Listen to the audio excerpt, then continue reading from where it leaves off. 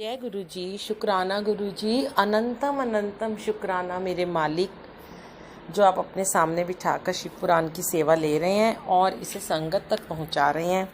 मैं सदा सदा आपकी शुक्रगुजार रहूंगी। ओम नमो शिवाय, शिव जी सदा सहाय। ओम नमो शिवाय, गुरु जी सदा सहाय। जय गुरु जी, वाहे गुरु जी। ओम नमो शिवाय, शुक्राना गुरु जी। अगला अध्याय शुरू।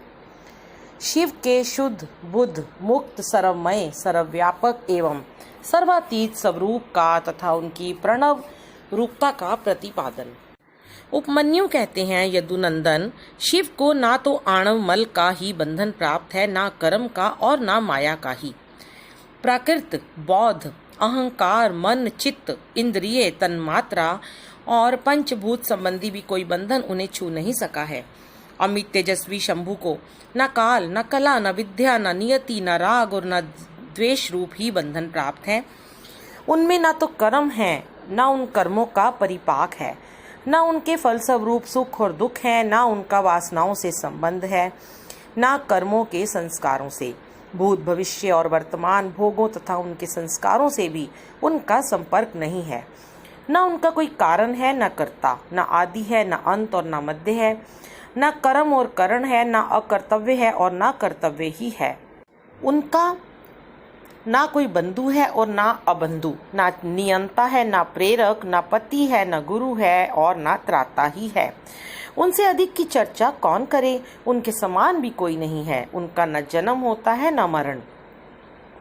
उनके लिए कोई वस्तु ना तो वांछित है और न अवांछित ही। उनके लिए न विधि है न निषेध, न बंधन है न मुक्ति। जो अकल्याणकारी दोष हैं वे उनमें कभी नहीं रहते, परंतु संपूर्ण कल्याणकारी गुण उनमें सदा ही रहते हैं, क्योंकि शिव साक्षात परमात्मा है। वे शिव अपनी शक्तियों द्वारा इस संपूर्ण जगत में व्याप्त होकर अपने स्वभाव से च्युत न होते हुए सदा स्थित ही रहते हैं, इसलिए उन्हें स्थाणु कहते हैं। यह संपूर्ण चराचर जगत शिव से अधिष्ठित है, अतः भगवान शिव सर्वरूप माने गए हैं। जो ऐसा जानता है वह कभी मोह में नहीं पड़ता। रुद्र सर्वरूप हैं, उन्हें नमस्कार है। वे सत स्वरूप परम महान पुरुष हिरण्य बाहु भगवान, हिरण्यपति ईश्वर, अंबिकापति ईशान, पिनाक पाणी तथा वृषभ वाहन हैं। एकमात्र रुद्र ही पर ब्रह्म परमात्मा है। वे ही कृष्ण पिंगल वर्ण वाले पुरुष हैं। वे हृदय के भीतर कमल के मध्य भाग में केश के अग्रभाग की भांति सूक्ष्म रूप से चिंतन करने योग्य हैं। उनके केश सुनहरे रंग के हैं, नेत्र कमल के समान सुंदर हैं, अंग कांति अरुण और ताम्रवर्ण की है। वे स्वर्णमय नीलकंठ देव सदा विचरते रहते हैं। उन्हें सौम्य घोर मिश्र अक्षर अमृत और अव्यय कहा गया है। वे पुरुष विशेष परमेश्वर भगवान शिव काल के भी काल हैं, चेतन और अचेतन से परे हैं, इस प्रपंच से भी परात्पर हैं। शिव में ऐसे ज्ञान और ऐश्वर्य देखे गए हैं जिनसे बढ़कर ज्ञान और ऐश्वर्य अन्यत्र नहीं है। मनीषी पुरुषों ने भगवान शिव को लोक में सबसे अधिक ऐश्वर्यशाली पद पर प्रतिष्ठित बताया है। प्रत्येक कल्प में उत्पन्न होकर एक सीमित काल तक रहने वाले ब्रह्माओं को आदिकाल में विस्तार पूर्वक शास्त्र का उपदेश देने वाले भगवान शिव ही हैं। एक सीमित काल तक रहने वाले गुरुओं के भी वे गुरु हैं। वे सर्वेश्वर सदा सभी के गुरु हैं। काल की सीमा उन्हें छू नहीं सकती। उनकी शुद्ध स्वाभाविक शक्ति सबसे बढ़कर है। उन्हें अनुपम ज्ञान और नित्य अक्षय शरीर प्राप्त है। उनके ऐश्वर्य की कहीं तुलना नहीं है। उनका सुख अक्षय और बल अनंत है। उनमें असीम तेज प्रभाव पराक्रम क्षमा और करुणा भरी है। वे नित्य परिपूर्ण हैं। उन्हें सृष्टि आदि से अपने लिए कोई प्रयोजन नहीं है। दूसरों पर परम अनुग्रह ही उनके समस्त कर्मों का फल है। प्रणव उन परमात्मा शिव का वाचक है। शिव रुद्र आदि नामों में प्रणव ही सबसे उत्कृष्ट माना गया है। प्रणव वाच्य शंभु के चिंतन और जप से जो सिद्धि प्राप्त होती है वही परा सिद्धि है, इसमें संशय नहीं है। इसीलिए शास्त्रों के पारंगत मनस्वी विद्वान वाच्य और वाचक की एकता स्वीकार करते हुए महादेव जी को प्रणव रूप कहते हैं। मांडुक्य उपनिषद में प्रणव की 4 मात्राएं बताई गई हैं, अकार, उकार, मकार और नाद। अकार को ऋग्वेद कहते हैं, उकार यजुर्वेद रूप कहा गया है। मकार सामवेद है और नाद अथर्ववेद की श्रुति है। अकार महाबीज है, वह रजोगुण तथा सृष्टिकर्ता ब्रह्मा है। उकार प्रकृति रूपा योनि है, वह सत्व गुण तथा पालनकर्ता श्री हरि है। मकार जीवात्मा एवं बीज है, वह तमोगुण तथा संहार करता रुद्र है। नाद परम पुरुष परमेश्वर है, वह निर्गुण एवं निष्क्रिय शिव है। इस प्रकार प्रणव अपनी 3 मात्राओं के द्वारा ही 3 रूपों में इस जगत का प्रतिपादन करके अपनी अर्धमात्रा नाद के द्वारा शिव स्वरूप का बोध कराता है, जिनसे शेष दूसरा कुछ भी नहीं है, जिनसे बढ़कर कोई ना तो अधिक सूक्ष्म है और ना महान ही है, और जो अकेले ही वृक्ष की भांति निश्चल भाव से प्रकाशमय आकाश में स्थित है। उन परम पुरुष परमेश्वर शिव से ये संपूर्ण जगत परिपूर्ण है। परमेश्वर की शक्ति का ऋषियों द्वारा साक्षात्कार, शिव के प्रसाद से प्राणियों की मुक्ति, शिव की सेवा भक्ति तथा 5 प्रकार के शिव धर्म का वर्णन। उपमन्यु कहते हैं, परमेश्वर शिव की स्वाभाविक शक्ति विद्या है जो सबसे विलक्षण है। यह एक होकर भी अनेक रूप से भासित होती है। जैसे सूर्य की प्रभा एक होकर भी अनेक रूप में प्रकाशित होती है, उस विद्या शक्ति से इच्छा, ज्ञान, क्रिया और माया आदि अनेक शक्तियां उत्पन्न हुई हैं। ठीक उसी तरह जैसे अग्नि से बहुत सी चिंगारियां प्रकट होती हैं, उसी से सदाशिव और ईश्वर आदि तथा विद्या और विद्वेश्वर आदि पुरुष भी प्रकट हुए हैं। परात्पर प्रकृति भी उसी से उत्पन्न हुई है। मह तत्व से लेकर विशेष पर्यंत सारे विकार तथा अज, ब्रह्मा आदि मूर्तियां भी उसी से प्रकट हुई हैं। इनके सिवा जो अन्य वस्तुएं हैं वे सब भी उसी शक्ति के कार्य हैं, इसमें संशय नहीं है। वह शक्ति सर्वव्यापिनी, सूक्ष्म तथा ज्ञान अनंत स्वरूपनी है। उसी से शीत अंशु भूषण भगवान शिव शक्तिमान कहलाते हैं। शक्तिमान शिव वेद हैं और शक्ति रूपिणी शिवा विद्या है। वे शक्ति रूपा शिवा ही प्रज्ञा, श्रुति, स्मृति, धृति, स्थिति, निष्ठा, ज्ञान शक्ति, इच्छा शक्ति, कर्म शक्ति, आज्ञा शक्ति, पर ब्रह्मा, परा और अपरा नाम की 2 विद्याएं शुद्ध विद्या और शुद्ध कला हैं, क्योंकि सब कुछ शक्ति का ही कार्य है।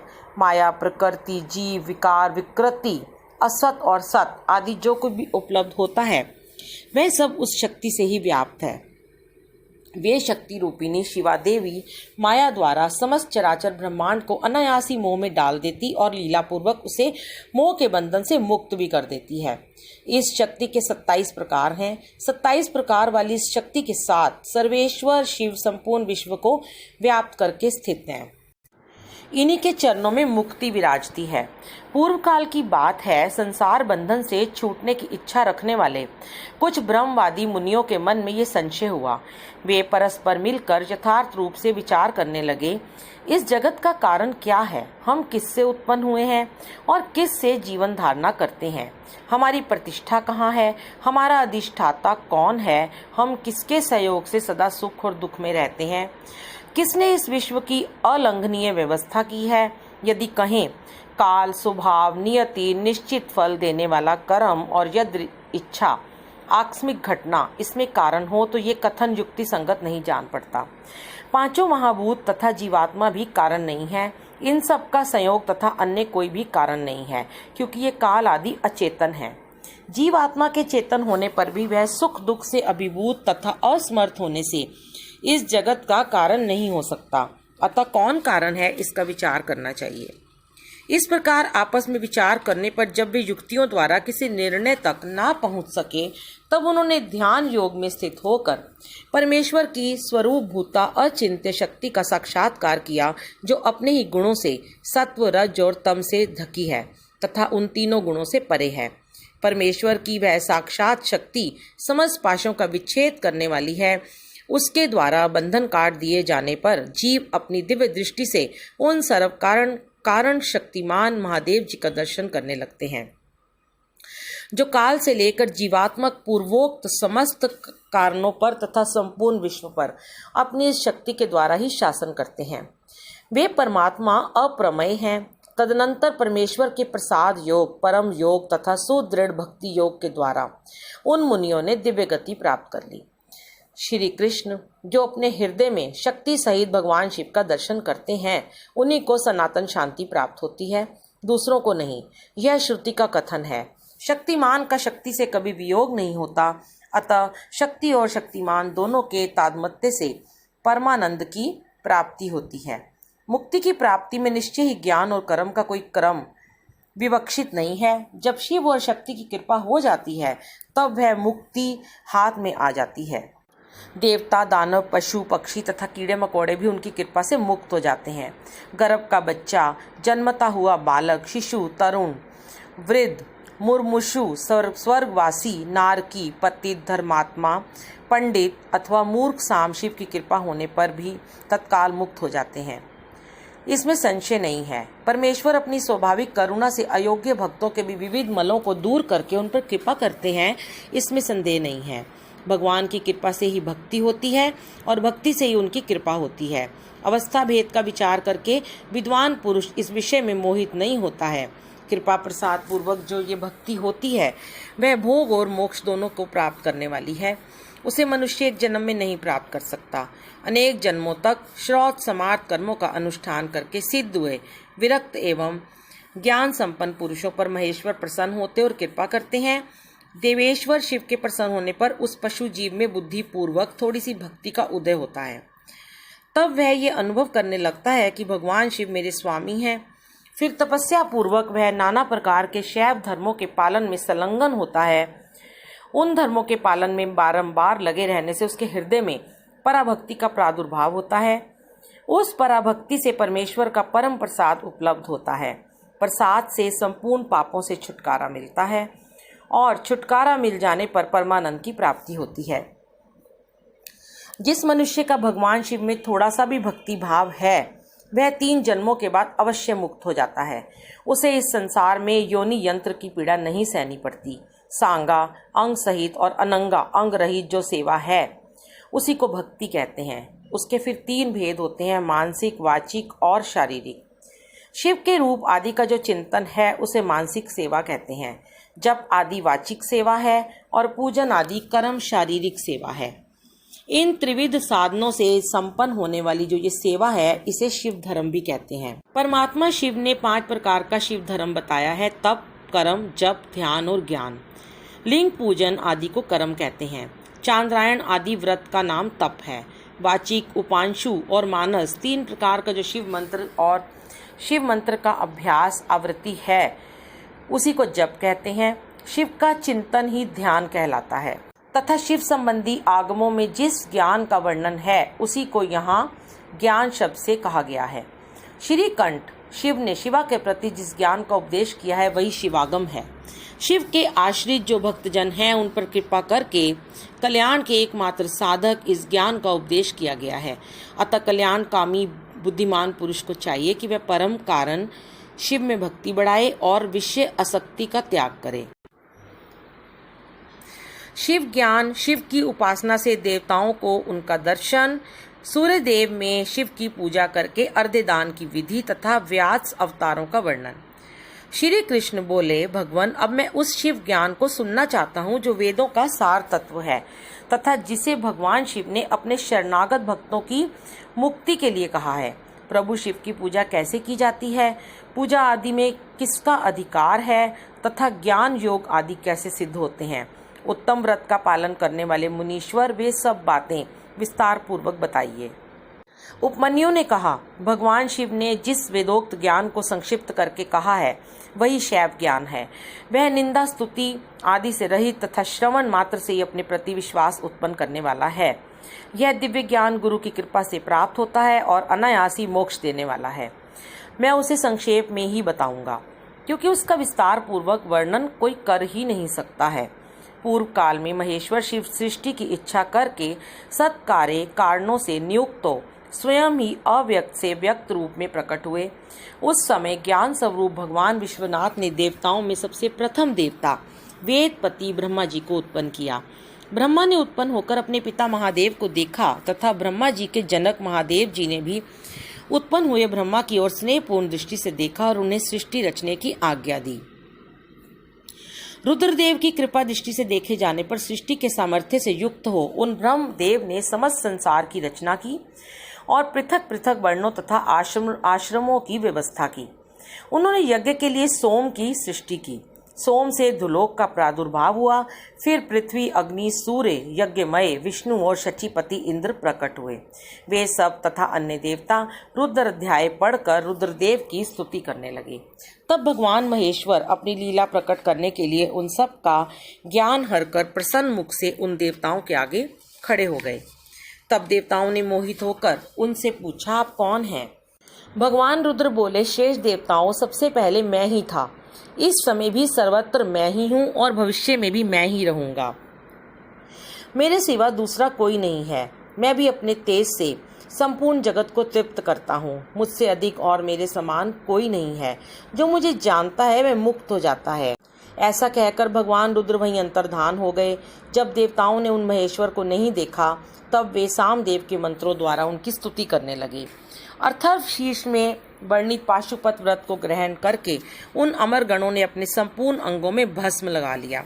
ये देख उन पर कृपा करने के लिए पशुपति महादेव अपने गणों और उमा के साथ उनके निकट आए। प्राणायाम के द्वारा श्वास को जीत कर निद्रा रहित एवं निष्पाप हुए योगी जन अपने हृदय में जिनका दर्शन करते हैं, उन्हीं महादेव को उन देवेश्वरों ने यहाँ देखा, जिन्हें ईश्वर की इच्छा का अनुसरण करने वाली पराशक्ति कहते हैं। उन वाम लोचना भवानी को भी उन्होंने वामदेव महेश्वर के वाम भाग में विराजमान देखा, जो संसार को त्याग कर शिव के परम पद को प्राप्त हो चुके हैं तथा जो नित्य सिद्ध हैं। उन गणेश्वरों का भी देवताओं ने दर्शन किया। तत्पश्चात देवता महेश्वर संबंधी वैदिक और पौराणिक दिव्य स्रोतों द्वारा देवी सहित महेश्वर की स्तुति करने लगे। तब वृषभ ध्वज महादेव जी भी उन देवताओं की ओर कृपा पूर्वक देखकर अत्यंत प्रसन्न हो स्वभावता मधुर वाणी में बोले, मैं तुम लोगों पर बहुत संतुष्ट हूँ। उन प्रार्थनीय एवं पूज्यतम भगवान वृषभ ध्वज को अत्यंत प्रसन्नचित जान देवताओं ने प्रणाम करके आदर पूर्वक उनसे पूछा। देवता बोले, भगवान, इस भूतल पर किस मार्ग से आपकी पूजा होनी चाहिए और उस पूजा में किसका अधिकार है, ये ठीक ठीक बताने की कृपा करें।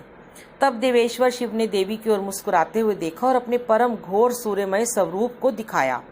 उनका वह स्वरूप संपूर्ण ऐश्वर्य गुणों से संपन्न, सर्व तेजोमय, सर्वोत्कृष्ट तथा शक्तियों, मूर्तियों, अंगों, ग्रहों और देवताओं से घिरा हुआ था। उसके 8 भुजाएं और 4 मुख थे।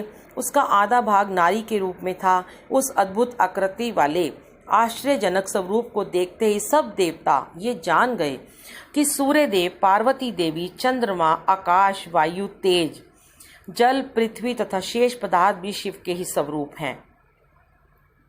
संपूर्ण चराचर जगत शिवमय ही है। परस्पर ऐसा कहकर उन्होंने भगवान सूर्य को अर्घ्य दिया और नमस्कार किया। अर्घ्य देते हुए वे इस प्रकार बोले, जिनका वर्ण सिंदूर के समान है और मंडल सुंदर है, जो स्वर्ण के समान कांतिमान आभूषणों से विभूषित हैं, जिनके नेत्र कमल के समान हैं, जिनके हाथ में भी कमल हैं, जो ब्रह्मा, इंद्र और नारायण के भी कारण हैं, उन भगवान को नमस्कार है। यों कह उत्तम रत्नों से पूर्ण स्वर्ण, कुंकुम, कुश और पुष्प से युक्त जल सोने के पात्र में लेकर उन देवेश्वर को अर्घ्य दे और कहें, भगवान, आप प्रसन्न हो, आप सबके आदि कारण हैं। आप ही रुद्र, विष्णु, ब्रह्मा और सूर्य रूप हैं। गणों सहित आप शांत शिव को नमस्कार है। जो एकाग्रचित हो सूर्य मंडल में शिव का पूजन करके प्रातः काल, मध्याह्न काल और सायंकाल में उनके लिए उत्तम अर्घ्य देता है, प्रणाम करता है और इन श्रवण सुखद श्लोकों को पढ़ता है, उसके लिए कुछ भी दुर्लभ नहीं है। यदि वह भक्त है तो अवश्य ही मुक्त हो जाता है। इसीलिए प्रतिदिन शिव रूपी सूर्य का पूजन करना चाहिए। धर्म, अर्थ, काम और मोक्ष के लिए मन, वाणी तथा क्रिया द्वारा उनकी आराधना करनी चाहिए। तत्पश्चात मंडल में विराजमान महेश्वर देवताओं की ओर देखकर और उन्हें संपूर्ण शास्त्रों में शेष शिव शास्त्र देकर वहीं अंतर्धान हो गए। उस शास्त्र में शिव पूजा का अधिकार ब्राह्मण, क्षत्रिय और वैश्यों को दिया गया है। ये जानकर देवेश्वर शिव को प्रणाम करके देवता जैसे आए थे वैसे ही चले गए। तदनंतर दीर्घ काल के पश्चात जब वह शास्त्र लुप्त हो गया, तब भगवान शंकर के अंक में बैठी हुई महेश्वरी शिवा ने पतिदेव से उसके विषय में पूछा। तब देवी से प्रेरित हो चंद्रभूषण महादेव ने वेदों का सार निकालकर संपूर्ण आगमों में शेष शास्त्र का उपदेश किया। फिर उन परमेश्वर की आज्ञा से मैंने गुरुदेव अगस्त्य और महर्षि दधीची ने भी लोक में उस शास्त्र का प्रचार किया। शूलपाणी महादेव स्वयं भी युग युग में भूतल पर अवतार ले अपने आश्रित जनों को मुक्ति के लिए ज्ञान का प्रसार करते हैं। ऋभु, सत्य, भार्गव, अंगिरा, सविता, मृत्यु, इंद्र, मुनिवर वशिष्ठ, सारस्वत, त्रिधामा, मुनिश्रेष्ठ, त्रिवर्त, शततेजा, साक्षात धर्म स्वरूप नारायण, स्वरक्ष, बुद्धिमान अरुणि, कृतंजय, भारद्वाज, शेष विद्वान गौतम, वाजश्रवा मुनि, पवित्र सूक्ष्मायनी, तृणबिंदु मुनि, कृष्ण, शक्ति, शाक्तय, पाराशर, उत्तर जातुकर्णे और साक्षात नारायण स्वरूप कृष्ण द्वैपायन मुनि, ये सब व्यास अवतार हैं। अब क्रमशः कल्प योगेश्वरों का वर्णन सुनो। लिंग पुराण में द्वापर के अंत में होने वाले उत्तम व्रतधारी व्यास अवतार तथा योगाचार्य अवतारों का वर्णन है। भगवान शिव के शिष्यों में भी जो प्रसिद्ध हैं उनका वर्णन है। उन अवतारों में भगवान के मुख्य रूप से 4 महातेजस्वी शिष्य होते हैं, फिर उनके सैकड़ों हजारों शिष्य प्रशिष्य हो जाते हैं। लोक में उनके उपदेश के अनुसार भगवान शिव की आज्ञा पालन करने आदि के द्वारा भक्ति से अत्यंत भावित हो भाग्यवान पुरुष मुक्त हो जाते हैं। शिव के अवतार योगाचार्यों तथा उनके शिष्यों की नामावली। श्री कृष्ण बोले, भगवान समस्त युगावर्तों में योगाचार्य के व्यास से भगवान शंकर के जो अवतार होते हैं और उन अवतारों के जो शिष्य होते हैं उन सब का वर्णन कीजिए। उपमन्यु ने कहा, श्वेत सुतार, मदन, सुहोत्र, कंकलोगाक्षी, महामायावी, जैगीश्वय, दधिवा, ऋषभ मुनि, उग्र, अत्रि, सुपालक, गौतम, वेशिरा मुनि, गोकर्ण, गुहावासी, शिखंडी, जटामाली, अट्ठास, दारू, लांगुली, महाकाल, शूली, दंडी, मुंडी, सहिष्णु, सोम शर्मा और नकुलीश्वर, ये 12 कल्प के 7वें मनवंतर में युग क्रम से 28 योगाचार्य प्रकट हुए हैं। इनमें से प्रत्येक के शांत चित्त वाले 4 शिष्य हुए हैं जो श्वेत से लेकर ऋष्य पर्यंत बताए गए हैं। मैं उनका क्रमशः वर्णन करता हूँ, सुनो। श्वेत, श्वेतशिक, श्वेताश्व, श्वेत लोहित, दुंदुबी, शत्रु, ऋचिक, केतुमान, विकोश, विकेश, विपाश, पाशनाशन, सुमुख, दुर्मुख, दुर्गम, दुर्तिक्रम, सनत कुमार, सनक, सनंदन, सनातन, सुधामा, विरजा, शंख, अंडज, सारस्वत, मेघ, मेघवा, सुवाहक, कपिल, आसुरी, पंशिक, वाष्कल, पराशर, गर्ग, भार्गव, अंगिरा, बलबंधु, निरामित्र, केतु, श्रंग, तपोधन, लंबोदर, लंबात्मा, लंबकेशक, सर्वज्ञ, समबुद्धि, साध्य, सिद्धि, सुधामा, कश्यप, वशिष्ठ, विरजा, अत्रि, उग्र, गुरुश्रेष्ठ, श्रवण, श्रविष्ठक, कुणी, कुणबाहु, कुशरीर, कुनेत्रक, काश्यप, उष्णा, च्यवन, बृहस्पति, उतथ्य, वामदेव, महाकाल, महानील, वाश्रवा, सुवीर, श्यावक, यतीश्वर, हिरण्याभ, कौशल्य, लोकाक्षी, कुथुमी, सुमंतु, जैमिनी, कुबंध, कुशकंधर, पलक्ष, दार्भ्याणी, केतुमान, गौतम, भल्लवी, मधुपिंग, श्वेतकेतु, उषित, बृहदश्व, देवल, कवि, शालिहोत्र, सुवेश, युवनाश्व, शरद्वसु, छगल, कुंभकर्ण, कुंभ, प्रबाहुक, उलूक, विद्युत, शंभूक, आश्वलायन, अक्षपात, कणाद, उलूक, वत्स, कुशिक, गर्ग, मित्रक और ऋष्य, ये योगाचार्य रूपी महेश्वर के शिष्य हैं। इनकी संख्या 112 है। ये सबके सब सिद्ध पाशुपत हैं। इनका शरीर भस्म से विभूषित रहता है।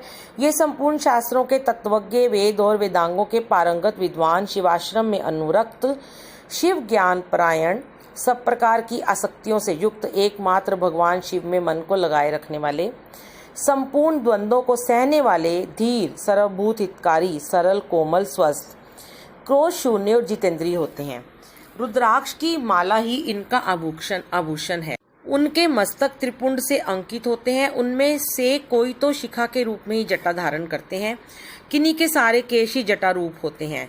कोई ऐसे हैं जो जटा नहीं रखते हैं और कितने ही सदा माथा मुड़ाए रहते हैं। वे प्राय फल मूल का आहार करते हैं, प्राणायाम साधन में तत्पर होते हैं। मैं शिव का हूँ इस अभिमान से युक्त होते हैं। सदा शिव के ही चिंतन में लगे रहते हैं। उन्हीं संसार रूपी विश्व वृक्ष के अंकुर को मथ डाला है। उन्होंने संसार रूपी विश्व वृक्ष के अंकुर को मथ डाला है। वे सदा पराधाम में जाने के लिए ही कटिबद्ध होते हैं। जो योगाचार्यों सहित इन शिष्यों को जान मानकर सदा शिव की आराधना करता है वह शिव का सायुज्य प्राप्त कर लेता है।